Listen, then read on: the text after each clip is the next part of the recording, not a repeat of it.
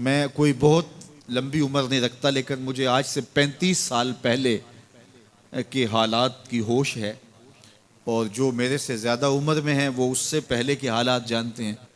تو میرا بنیادی طور پہ ایک دیہات سے تعلق ہے، تو میں اچھی طرح جانتا ہوں کہ لوگوں کے پاس جو آج کچھ ہے وہ آج سے 35-40 سال پیچھے نہیں تھا۔ بالخصوص دیہاتوں کے اندر لوگوں کے پاس ایک یا دو جوڑے ہوتے تھے اور انہیں بار بار پہنتے تھے۔ کسی شادی یا بیاہ کے موقع پہ جانا ہوتا تو بعض اوقات کسی سے وہ لباس یا جوتے مانگ کے لے کے جاتے۔ مجھے اچھی طرح یاد ہے کہ اس زمانے میں لوگ اپنے کندھے پر ایک کپڑا رکھا کرتے تھے، اور شادی پر اگر کسی نے جانا ہوتا تو جس کا کپڑا بہت اچھا ہوتا تو اس سے وہ مانگ لیا کرتے تھے کہ میں نے ذرا شادی پہ جانا ہے۔ بڑے بھائی کے جوتے پہن لیا کرتے تھے، اور اسی طرح گزر ہوتا تھا۔ کبھی کوئی شکوہ زبان میں پیدا نہیں ہوا تھا، اور لوگوں کے شکستہ سے کچے گھر ہوتے تھے، اور گھر کے صحن میں ایک درخت ہوتا تھا، دوپہر وہاں کاٹ لیتے تھے۔ اکثر لوگ دوپہر کا کھانا تیار نہیں کرتے ہوتے تھے، دودھ پی کر کے ہی گزارا کر لیتے تھے۔ صبح کو ناشتہ اور شام کو کھانا ہوتا تھا، لیکن اس کے باوجود اللہ کا شکر کیا کرتے تھے۔ یہ پچھلے دن میں گزرا تو دیکھا کہ بچے کھیل رہے ہیں اور غبارے پھوڑ رہے ہیں، اور جب غبارہ پھٹتا ہے نا تو بچے خوش ہوتے ہیں، کہہ لگاتے ہیں۔ پھر دوسرا غبارہ ہے، وہ اس سے کھیلنے لگ جاتے ہیں، اور پھر جب وہ پھٹتا تو پھر خوش ہوتے ہیں۔ تو میں ذرا رک گیا اور اس منظر کو دیکھنے لگا، اور پھر میں نے کہا کہ غبارہ پھٹتا ہے تو یہ بچے خوش ہوتے ہیں، لیکن جب ہمارا زمانہ ہوتا تھا، جب ہم بچے تھے تو غبارہ پھٹتا تھا، ہم رونے لگ جاتے تھے، کیونکہ کھیل ہی ختم ہو جاتا تھا۔ ایک ہی غبارہ ہوتا تھا 5-6 بچوں کے پاس، اور غبارہ پھٹ گیا تو کھیل ختم، تو سارے رونے لگ جاتے تھے۔ اور اب یہ غبارے پہ غبارہ پھوڑ رہے ہیں اور خوش ہو رہے ہیں، تو کہاں سے کہاں ہم آ پہنچے۔ لیکن اس زمانے میں اگر کسی سے پوچھا جاتا، لوگ پیدل سفر کرتے اور لباس بھی پورے نہ ہوتے، تو جب کسی سے پوچھا جاتا کیا حال ہے تو وہ لمبا ہاتھ کر کہتا ہے اللہ کا شکر ہے۔ اس کی باڈی لینگویج بتاتی تھی کہ وہ اس کا رواں رواں اللہ کا شکر ادا کر رہا ہے۔ تو اس کا لہجہ بتاتا تھا، اس کا انداز بتاتا تھا کہ وہ اللہ کا شکر کس گہرائی قلب سے کر رہا ہے۔ تو وہ کہتا ہے اللہ کا شکر ہے۔ اور آج جب کہ اتنی نعمتیں لوگوں کو میسر ہیں، اتنا کچھ نصیب ہے، عالی نصب گھروں میں رہتے ہیں، لمبی لمبی گاڑیاں ہیں، سہولتیں ہیں، آسودگیاں ہیں، آسائشیں ہیں، مالی آسودگی ہے، رہائشی آسودگی ہے، کھانے پینے کے وافر سامان ہیں، ٹیبل پہ اتنے کھانے لگے ہوئے ہوتے ہیں کہ باری نہیں آتی کھانے کی، اور اس قدر لباس ہے کہ موسم گزر جاتا ہے اور بعض لباس بدلنے کی باری نہیں آتی۔ لیکن اس کے باوجود کسی سے پوچھے جناب کیا حال ہے، آسودہ حال شخص سے بھی پوچھیں تو وہ بھی بڑے آہستگی سے کہتا ہے بس چل ہی رہا ہے۔ تو وہ زمانہ تھا کہ جب لوگوں کے پاس کچھ تھا نہیں تو لمبا ہاتھ کر کے کہتے، تشکر کا لہجہ کتنا دل آویز تھا، اللہ کا شکر ہے۔ اور آج کہتے بس گزر ہو ہی رہی ہے، بس چل ہی رہا ہے۔ تو ناشکری بڑھتی چلی جا رہی، اتنا کچھ ہونے کے باوجود جو ہے وہ ان کا بھی چل ہی رہا ہے۔ تو کہا ان الانسان لربہ لکنود، بے شک انسان اپنے رب کا ناشکر ہے۔ اتنی نعمتیں کھانے کے باوجود، اتنی دولتیں سمیٹنے کے باوجود، اتنی عزتیں پانے کے باوجود، اتنی آسائشیں حاصل کر چکنے کے باوجود، دولت کے اتنے انبار رکھنے کے باوجود، اس کی زبان بولتے ہوئے کتنے بخل سے کام لیتی ہے کہ بس گزر اوقات ہو ہی رہی ہے۔ وہ میاں تیرے رب نے تجھے اتنا کچھ دیا، یہ دولتیں، یہ دولتوں کے انبار، یہ آسودگیاں، یہ بہاریں، یہ سب کچھ نہ ہوتا، تجھے زندگی بخش دی تھی، اس کا ہی شکر تیرے اوپر واجب تھا۔ اللہ اکبر۔ اللہ نے حضرت انسان کو یہ جو کچھ دیا ہے، کتنی چیزیں ہیں ہمیں پتہ بھی نہیں کہ وہ نعمت ہے، لیکن اللہ نے ہمیں عطا کی ہے۔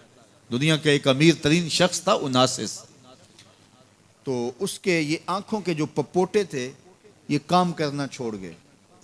ہمیں کبھی اس کا احساس بھی نہیں ہوا کہ یہ کوئی نعمت ہے۔ آٹومیٹک سسٹم میرے رب نے لگایا ہے، ادھر تنکا اڑا ادھر آنکھ بند ہو گئی، لیکن اس کو مسئلہ کیا ہوا کہ یہ پٹھے اس کے ختم ہو گئے، اور وہ اپنی مرضی سے آنکھیں نہیں بند کر سکتا تھا۔ ڈاکٹر سلوشن ٹیپ لگا کے آنکھیں کھول دیتا، اور جب اس نے سونا ہوتا تو وہ بند کر دیتا۔ دنیا کے امیر ترین لوگوں میں سے ایک نام تھا، تو کسی نے اس سے پوچھا کہ تیری زندگی کی سب سے بڑی خواہش؟ اس نے کاش اپنی آنکھیں اپنی مرضی سے کھول سکوں. کہا اس کے لیے تجھے کوئی قیمت لگانی پڑے تو کتنے پیسے لگا سکتا ہے؟ کہا ساری دولت لگ جائے، کاش میں اپنی آنکھیں اپنی مرضی سے کھول سکوں. مجھے یہ بتائیے کہ حضرت انسان کو کیا کچھ نہیں اللہ نے دیا. یہ لعاب ہے نا، لعاب ہم روز تھوکتے ہیں، یہ مقدار سے کچھ کم ہو جائے تو بولنے میں دقت، نظام خراب. یہ جو لعاب ہمارے منہ میں آتا ہے جو ہم تھوک دیتے ہیں، یہ قدرتی گریس ہے جو بولنے میں مدد دیتی ہے، نظام انہضام کو ٹھیک رکھتی ہے. اور اگر یہ لعاب کم ہو جائے مقدار سے تو نظم خراب ہو جائے. اللہ اکبر. تو ہم نے کبھی سوچا کہ یہ بھی نعمتیں ہیں؟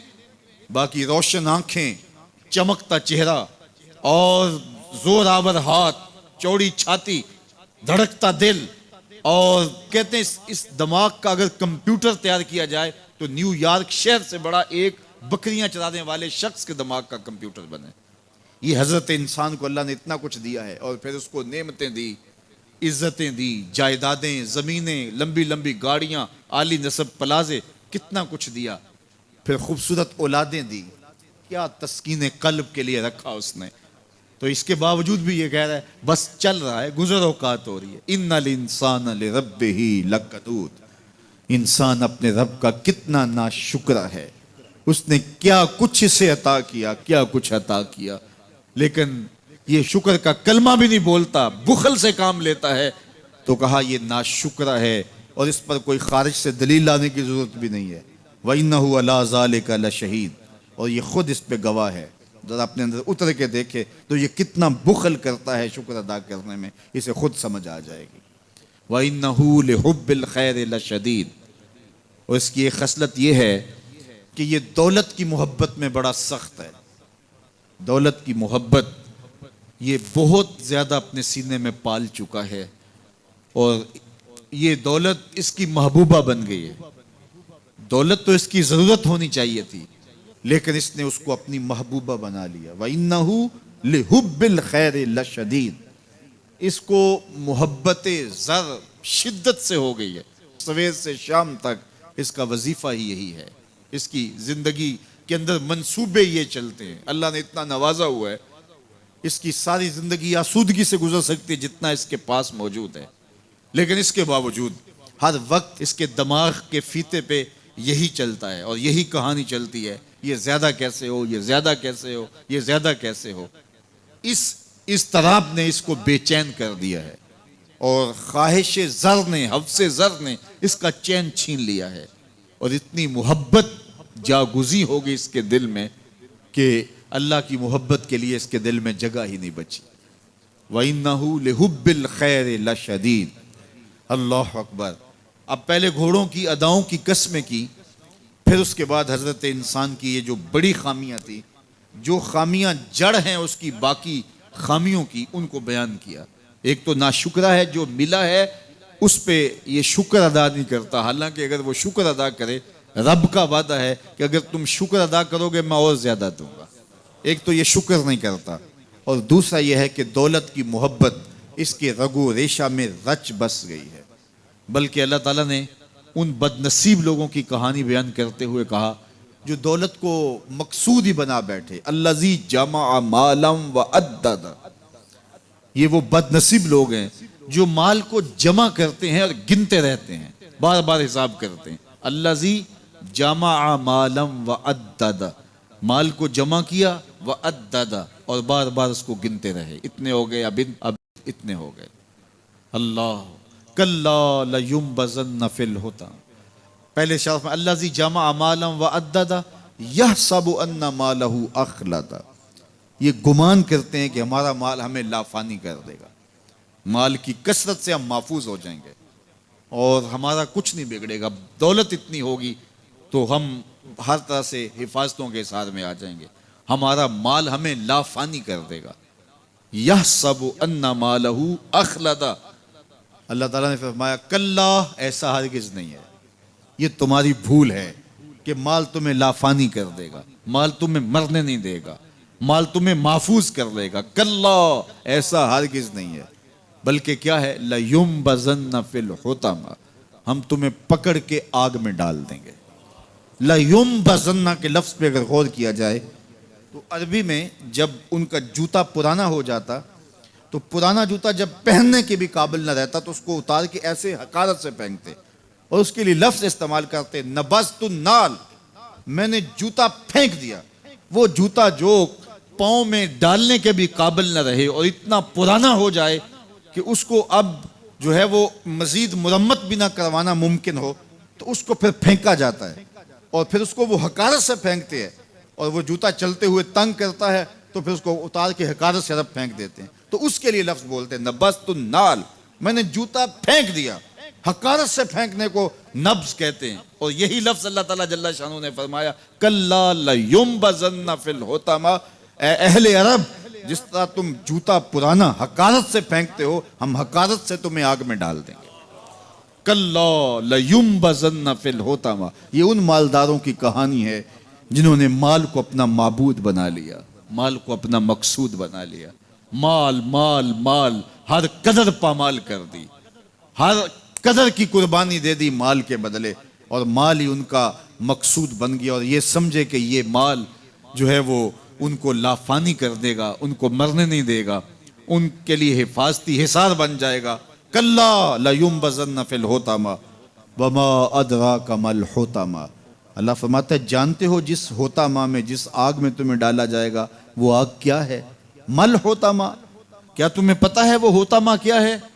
پھر خود فرمایا نار اللہ الموقدۃ التی تطلع علی الافئدہ، یہ اللہ کی جلائی ہوئی آگ ہے جو دل کھا جائے گی، جو کلیجے چاٹ جائے گی۔